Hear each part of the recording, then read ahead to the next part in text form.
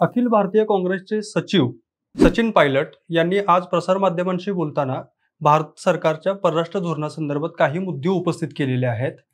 तसेच 1971च्या वेळी पंतप्रधान असलेल्या इंदिरा गांधी यांनी अत्यंत कणखर भूमिका घेऊन पाकिस्तानचे 2 तुकडे केले आणि इंदिरा गांधी यांच्या परराष्ट्र धोरणाची आता पंतप्रधान नरेंद्र मोदी यांच्या परराष्ट्र धोरणाशी सुद्धा तुलना मोठ्या प्रमाणात होताना दिसत आहे।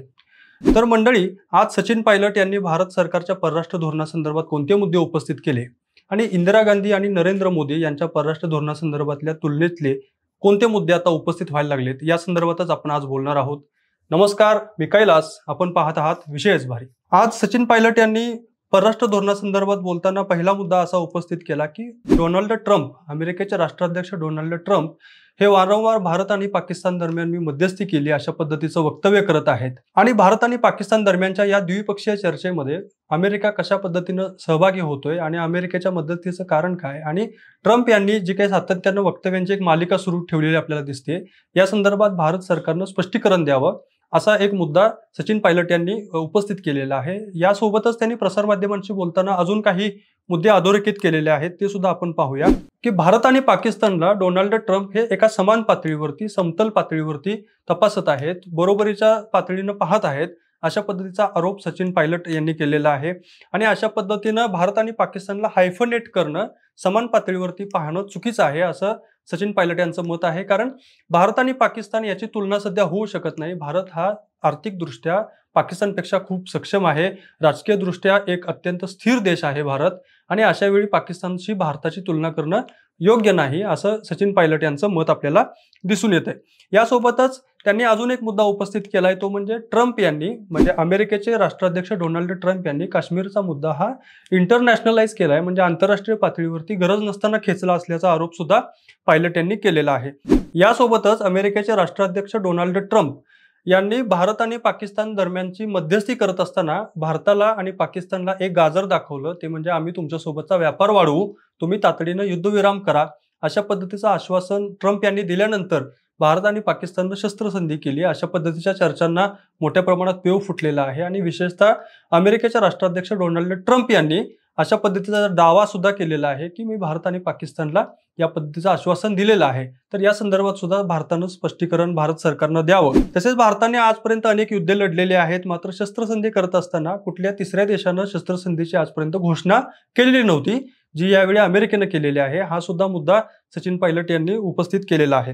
तसेच भारत आणि पाकिस्तान दरम्यान शस्त्रसंधी होत असताना त्याची सुरुवात आणि त्याच्या संदर्भातलं जे मध्यस्थीचं धोरण होतं ते अमेरिकेनं राबवलं आणि अमेरिकेचे अध्यक्ष डोनाल्ड ट्रम्प यांनी त्याची पहिल्यांदा घोषणा केली आणि त्यानंतर भारताचे जे DGMO आहेत त्यानंतर त्यांनी युद्धविरामाची घोषणा केली अशा पद्धतीचा सुद्धा आरोप पायलट यांनी केलेला आपल्याला दिसून येतो। तसेच ट्रम्प आणि अमेरिकेचं जे सर्व प्रशासन आहे किंवा उपपंतप्रधान असतील JD व्हेन्स, हे दहशतवादासंदर्भात आणि पाकिस्तानच्या बाजूने जे क्रॉस बॉर्डर टेररिझम होतंय, सीमापार दहशतवाद जो आहे याच्या संदर्भात ते कोणतीही भूमिका घेत नाहीत, पाकिस्तानवरती कुठलाही चकार शब्द उच्चारत नाहीत।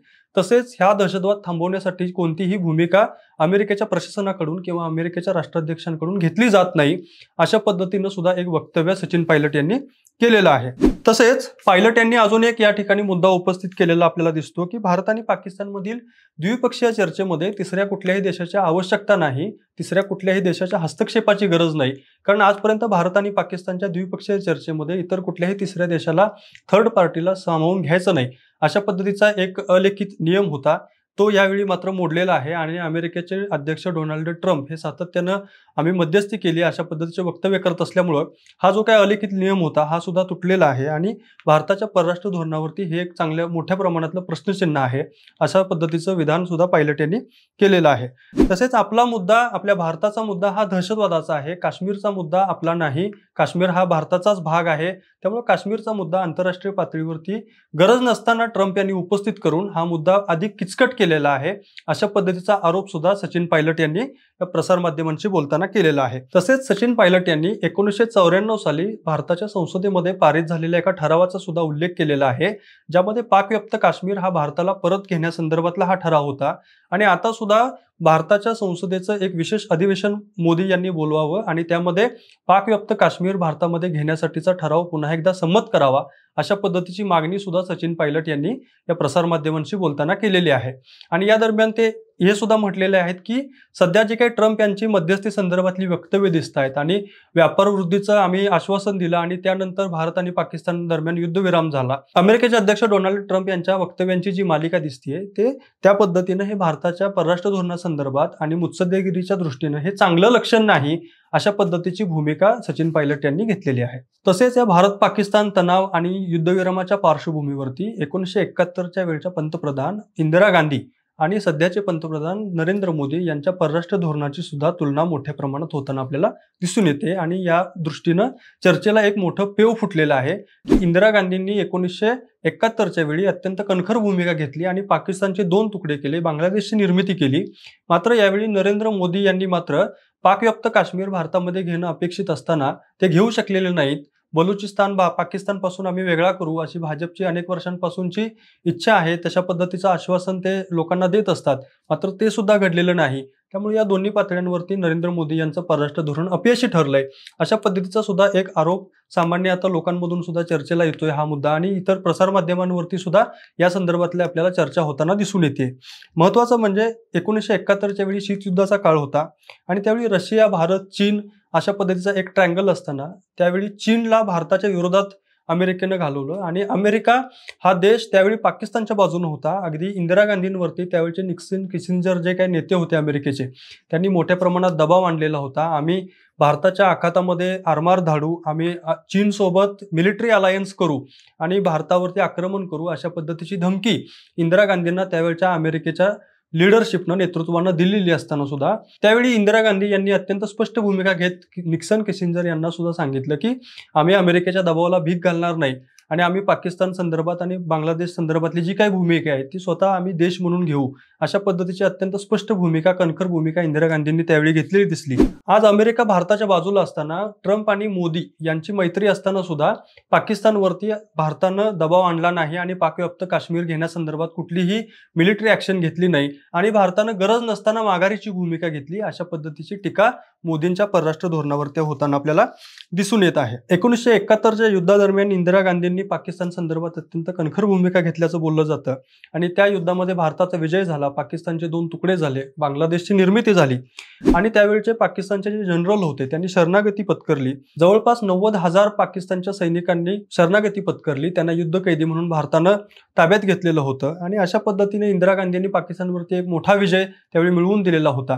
आणि आता पंतप्रधान नरेंद्र मोदी यांच्या काळामध्ये सुद्धा भारताला एक ऍडव्हान्टेज होतं. पाकिस्तानवरती मात करण्याची एक चांगली संधी चालून आलेली असताना भारतानं गरज नसताना माघार घेतली. यामुळे नरेंद्र मोदी यांच्या परराष्ट्र धोरणावरती टीका होताना आपल्याला दिसून येत आहे. दुसऱ्या बाजूला आंतरराष्ट्रीय पातळीवरचे सुद्धा काही मुद्दे चर्चेत येत आहेत. उदाहरणार्थ आता नुकतेच आंतरराष्ट्रीय नाणेनिधीनं पाकिस्तानला 8,500 कोटी रुपयांचं कर्ज मंजूर केलेलं आहे.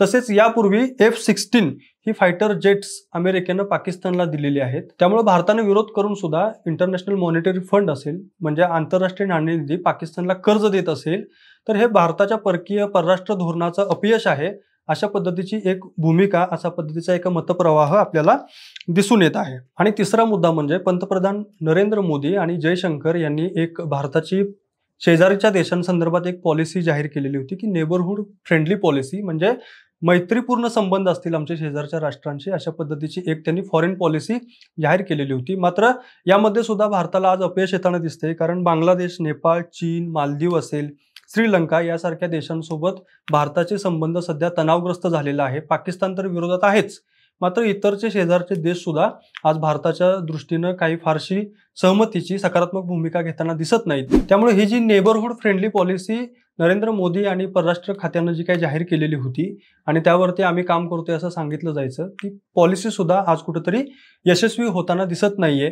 त्यामुळे भारताच्या एकंदरीत परराष्ट्र धोरणासंदर्भात सचिन पायलट यांनी आज जे काही विधानं उपस्थित केलेले आहेत, जे काही मुद्दे अधोरेखित केलेले आहेत, तसेच इंदिरा गांधी यांच्याशी नरेंद्र मोदी यांच्या परराष्ट्र धोरणाची जी काही तुलना आहे या संदर्भात आपल्याला काय वाटतं? भारताचं सध्याचं परराष्ट्र धोरण कोणत्या दिशेला जात आहे? ते योग्य आहे का? त्याच्यामध्ये काय बदल करणं अपेक्षित आहे का?